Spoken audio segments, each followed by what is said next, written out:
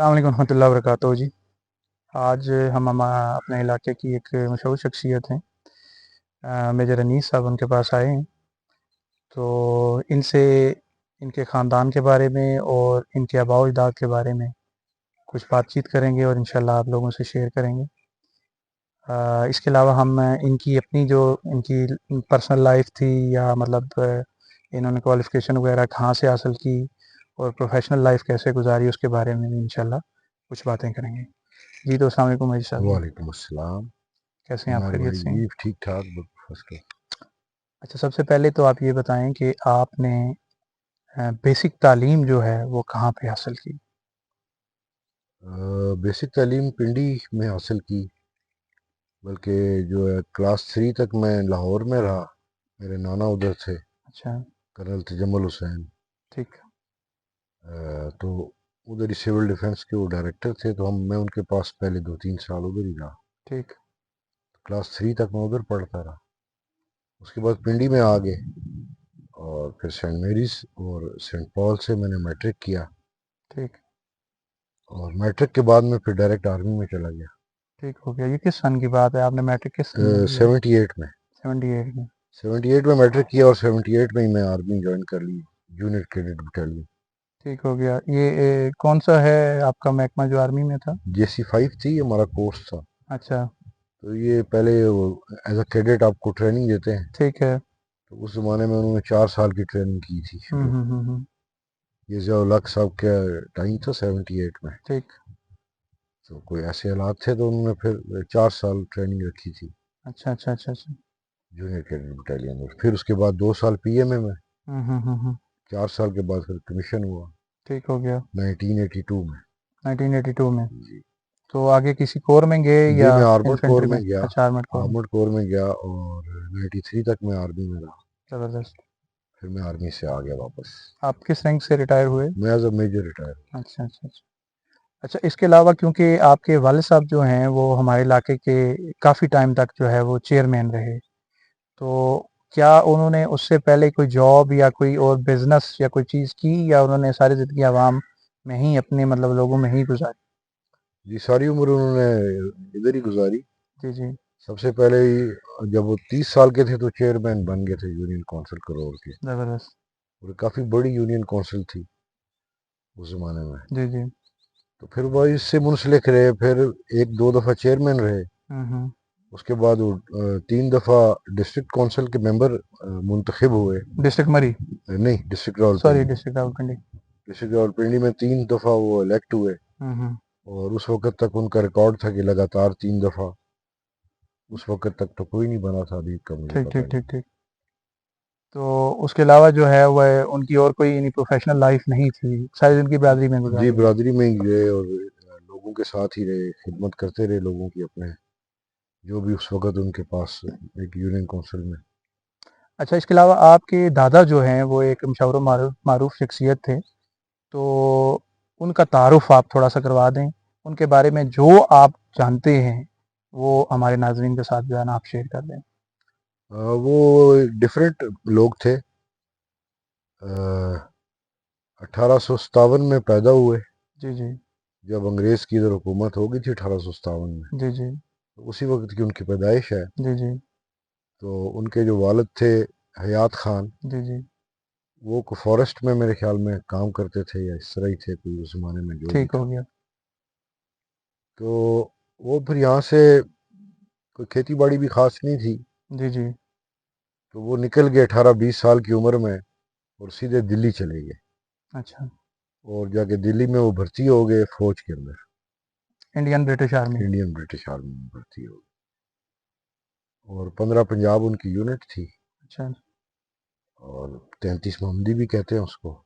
जी जी। तो इसके में अंदर रहे और उनका जो रूज आप कह सकते हैं, वो यही था कि जब अफगान वॉर में उन्होंने पार्टिसिपेट किया तो जो पहले भेजते थे 2-3 बंदे, जो किसी भी फौज जब आमने सामने खड़ी होती थी तो तलवारबाजी के लिए जी नॉमिनेट जी होते जी थे। जी। तो he was also nominated in first 3। और फिर उनको ये लकब भी मिला, अ, खान बहादुर। खान बहादुर नहीं, जो उधर लंडी कोतल का अच्छा, फातेह लंडी कोतल वाला। फातिह लंडी जी कोतल का जी, ऐसा उनको ही ऐसा वो ही। भी मिला। तो फिर वो रिटायर हो गए। जी जी। रिटायरमेंट के बाद फिर उन्होंने मज़ीद काम किए, हम्म। जिनसे उनकी ज़मीनों के उन्होंने काफ़ी किए काम। जी जी। वो यहाँ से चले गए मोंटगोमरी, जी उस जी। टाइम मोंटगोमरी कहते थे, सही बात। बाद में साहिवाल। जी जी। तो उधर इनको एक मुरब्बा सरकारी मिला था। हम्म। उस एक मुरब्बे के साथ उन्होंने फिर 10 मुरब्बे उधर ही खरीदे। बनाए, खरीदे। वो तो कच्ची ज़मीनें ऐसे ही जी थी, जी जी। बड़ी नहर बनी थी, तो पर 10 मुरब्बे उन्होंने उधर नहरी ज़मीन आबाद की और अपने बच्चों के लिए छोड़ दी। ज़बरदस्त। जी, तो हम जो है वो बात कर रहे थे कैप्टन बहादुर ख़ान, माना ख़ान साहब के बारे में। जी तो प्रोफ़ेशनल लाइफ़ के बाद जो है उन्होंने जब रिटायरमेंट के बाद लाइफ़ थी तो उसमें क्या-क्या किया, उनके पास कौन से ओहदे थे, उसके बारे में बता दें? जी, उसके बाद उनकी लाइफ बड़ी इवेंटफुल थी और वो मसरूफ़ रहे, बहुत सख्त। इस तरह के एक उनके पास था, दफ़ा 30 के मजिस्ट्रेट भी थे, जी जी। नायब तहसीलदार भी थे जी जी। और असिस्टेंट कमिश्नर की भी उनके पास पावर्स थी, जी जी। लिख के उनको दी हुई थी। जी जी। और वो एक्साइज भी करते थे। इधर उनकी जगह थी, बैठकम उसको बोलते हैं, 1925 में बनी है। वहाँ पे अभी भी वो बड़े कमरे हैं जिसके अंदर बैठ के जो भी है अपनी हुँ। बरादरी के फैसले जो करते रहे हैं वो। जी, इंशाल्लाह कोशिश करेंगे कि वो भी देखें जी और नाज़रीन को जी, दिखाएँ। उनके पास आते रहे उस वक़्त के जो ब्रिटिश ऑफिसर्स वगैरह थे, वो भी उधर आते रहे। जी जी। तो बड़ा अच्छा उन्होंने बनाया। वो था भी थोड़ा ख़राब हुआ हुआ है, हुँ, हुँ। 100 साल गुज़र गया है, जी जी। तो हम उसकी अपकीप ऐसे नहीं कर रख सके। हुँ। तो उसके बाद उन्होंने फिर ज़मीन का, जैसे मैंने आपको बताया कि सरकारी तौर पे उनको एक मुरब्बा मिला था, अच्छा। तो उन्होंने नहर पे उधर साहिवाल में जी जी। 10 मुरब्बे नहरी ज़मीन उधर खरीदी जी जी। और फिर उसको सही ज़मीन बनाया कि प्रॉफिट जिस तरह नहरी ज़मीनें होती हैं। जी जी। और वो अभी तक भी कई लोगों के पास हैं, कुछ लोगों ने बेच दी हैं। ठीक, ठीक, ठीक। तो यहाँ भी उन्होंने ज़रख़ीज़ ज़मीन बहुत खरीदी। ये जो हुँ। 3 मौज़ेआत हैं, कल्ला मसान, रियाड़ी और दखायन, जी जी। और उसमें भी उन्होंने काश्त की, हुँ। हर जगह को यूटिलाइज़ किया, ठीक।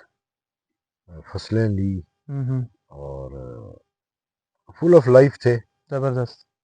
इस तरह के बंदे कम ही पैदा होते हैं, बहुत जी, दिलेर बिल्कुल भी ऐसे थे ही। और अल्लाह ताला ने उनको दिमाग भी था जी जी। और किस्मत भी उनकी अच्छी थी। इसमें कोई शक नहीं है, जी। इसमें कोई शक नहीं है।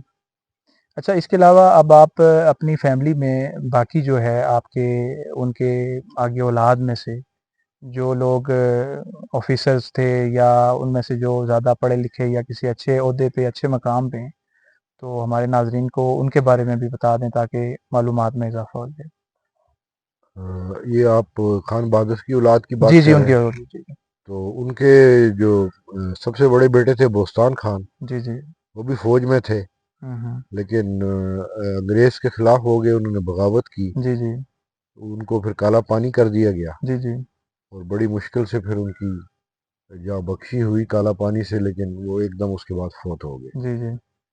उसके बाद जो उनके बेटे थे, एक मेरे वालिद थे, हुँ। तो वो सियासत में रहे, जी, जी। यूनियन काउंसिल के चेयरमैन बने जी, जी। 30 साल की उम्र में। जी, जी, जी, जी। और फिर तकरीबन 30-40 साल वो इधर ही रहे बल्दियात में।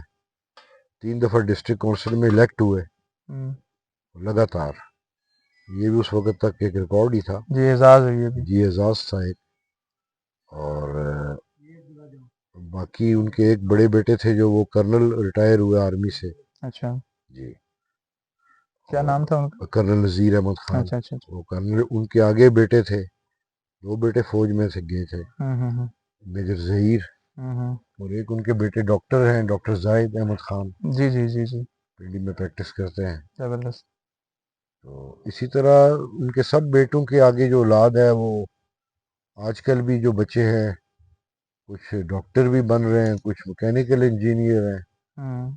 कुछ दूसरे इंजीनियर्स हैं। सुबदार बोस्तान साहब के जो औलाद है उनमें आगे कौन-कौन है और क्या उनके मतलब?